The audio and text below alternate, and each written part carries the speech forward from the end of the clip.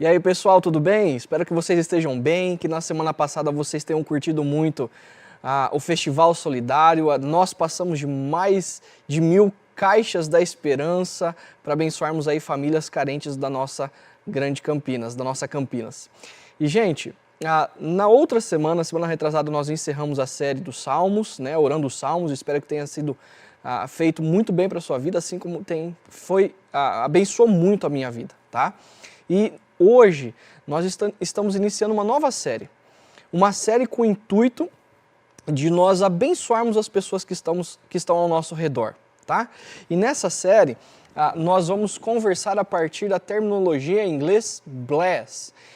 O nosso amigo Dave Ferguson criou essa dinâmica, o pastor Ricardo já citou aqui várias vezes na nossa comunidade, e você pode olhar aí a transcrição desse acróstico bless, né, que é abençoar em inglês, mas a gente vai traduzir cada letra para o português para você dar uma olhada.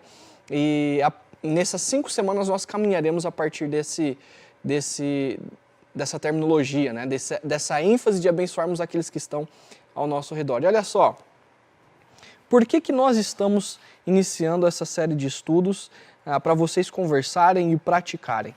Porque as pessoas elas estão ao nosso redor, no ambiente de trabalho, amigos, familiares, cansadas, né? Frustradas, estressadas, ficar o dia inteiro na frente da tela do computador, do celular, é cansativo para alguns. E muita gente está desesperançosa. Muitas pessoas se perguntam como vai ser daqui para frente. E elas estão abertas para o diálogo acerca da espiritualidade cristã. Nós queremos desafiar você, a nossa comunidade, para abençoar aqueles que estão ao nosso redor. Até porque, preste atenção, nós vivemos numa história que não é a nossa história propriamente dita. É uma história muito maior. Na verdade, a história das nossas vidas estão engajadas, inseridas numa história muito maior. Uma história onde o nosso Deus Criador, ele inicia criando o reino dele, o universo, o planeta Terra, de maneira boa, perfeita. Ele nos coloca como humanidade, como seus representantes nessa criação. Nós somos o ápice para desenvolvermos com ele a criação. Nós então nos rebelamos contra o rei desse reino, contra o rei de toda a criação. E nós declaramos autonomia e passamos a construir estruturas sociais, estruturas políticas, econômicas, a partir dessa autonomia. Acontece que esse rei, ao invés de acabar com todas as coisas, ele decide ir em direção à humanidade. Ele decide restaurar o seu reino, porque toda a criação foi afetada. O pecado, ele abrange toda a criação, a natureza, os seres humanos com relação a Deus, com o seu próximo, para consigo mesmo. E aí, Deus corre na direção da humanidade para restaurar todas essas coisas. Ele escolhe o povo de Israel para que seja uma maquete no meio das nações, para restaurar todos os povos da terra, para que eles vejam e adorem o Deus Criador. O próprio Deus Criador entra na história porque Israel não cumpre com a sua vocação. E esse Deus Criador, o rei entrando na história, o próprio rei, inaugura então uma comunidade de discípulos que assume, que encarna essa vocação também para alcançar todos os povos da terra, para abençoar todos os povos da terra que estão ao seu redor. E antes desse rei morrer pelos seus súditos rebeldes, para perdoá-los, para salvá-los, ele faz uma oração. Olha só, está lá em João 17, e é exatamente hoje que nós começaremos a conversar sobre a primeira letra do bless, que é comece orando, ok? E Jesus, lá em João 17, ele vai dizer o seguinte, olha só, a partir do verso 20, minha oração não é apenas por eles, ou seja, os 12 apóstolos que estão ali reunidos. Rogo também por aqueles que crerão em mim, por meio da mensagem desses 12. Jesus está orando por mim e por você, que cremos nele.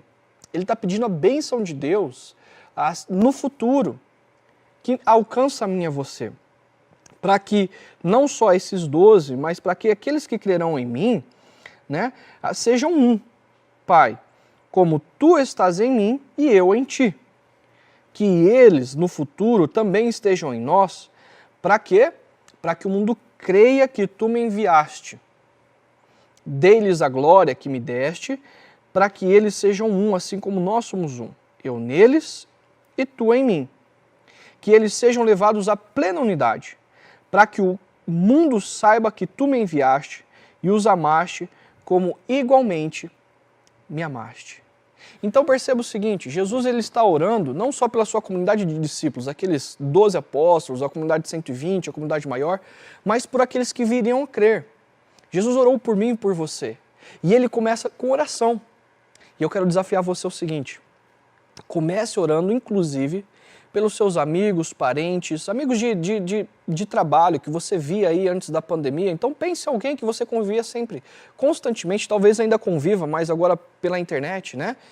Ou colegas de faculdade, amigo em comum ao longo da vida, um parente que ainda não creu em quem Jesus é, mas está aberto nesse momento, precisando de esperança, precisando de orientação. E eu quero te incentivar, pensa nessa pessoa aí. Jesus orou por essa pessoa. Comece orando por essa pessoa. Faça a mesma oração. Senhor Jesus, que eu seja um com o Senhor, assim como o Senhor é com o Pai, para que nós sejamos um e nós possamos manifestar o teu reino, manifestar o Senhor como Rei, que veio para morrer pelos súditos rebeldes, perdoá-los e ressuscitar, sendo aí uma antecipação de toda a restauração de todas as coisas. Olhe por essa pessoa. E olha só, comece orando por ela, mas também eu quero te incentivar a fazer a seguinte oração. Tiago, lá no capítulo 5, verso 16, ele diz o seguinte, olha só, portanto, confessem os seus pecados uns aos outros e orem uns pelos outros para serem curados. A oração de um justo é poderosa e eficaz. Então eu quero te incentivar. Escolha uma pessoa, pense nela aí, um colega que você via constantemente no trabalho, na universidade, um amigo que você tem contato ao longo da vida, uma amiga, um parente, alguém aí da sua, vizinho seu, do seu condomínio, de prédios, do seu condomínio de casas, aí na sua rua, que você tem contato e pensa nessa pessoa. E agora, como o Tiago diz, orem para serem curados. Ore por essa pessoa. Ore para que ela seja curada emocionalmente nesse momento. Ore para que ela seja curada fisicamente nesse momento. A intercessão de um justo é poderosa e eficaz. Mas olha só, Paulo também, quando ele escreve para a igreja de Tessalônica, lá no capítulo, na sua segunda carta, no capítulo 1, verso 11 e 12, ele vai dizer o seguinte, conscientes disso, oramos constantemente por vocês. Ou seja, ele estava falando alguma coisa e ele vai voltar para o assunto da oração por aquela igreja na cidade de Tessalônica. Para que o nosso Deus os faça dignos da vocação e com poder cumpra todo bom propósito e toda obra que procede da fé. Assim, o nome do nosso Senhor Jesus será glorificado em vocês e vocês nele, segundo a graça de nosso Deus e do Senhor Jesus Cristo. Ou seja, Paulo está dizendo aqui que ele está orando pela igreja de Tessalônica para que a vontade de Deus, para que os propósitos de Deus, para que a necessidade espiritual daquela igreja aconteça. Deus possa suprir as necessidades espirituais deles. Então, eu quero que você não só ore por esse amigo, eu não quero que você ore para que esse amigo seja curado emocionalmente, fisicamente, mas eu quero que você ore pelas necessidades espirituais dele. Ok? Porque esse amigo, neste momento, ele talvez desenvolve uma outra espiritualidade, ele tem outras crises existenciais dentro dele que envolvem a espiritualidade. Ore para que Deus o alcance. Ore para que Deus chegue nele e desperte nele, como Paulo diz, cumpra todo bom propósito e toda obra que procede da fé.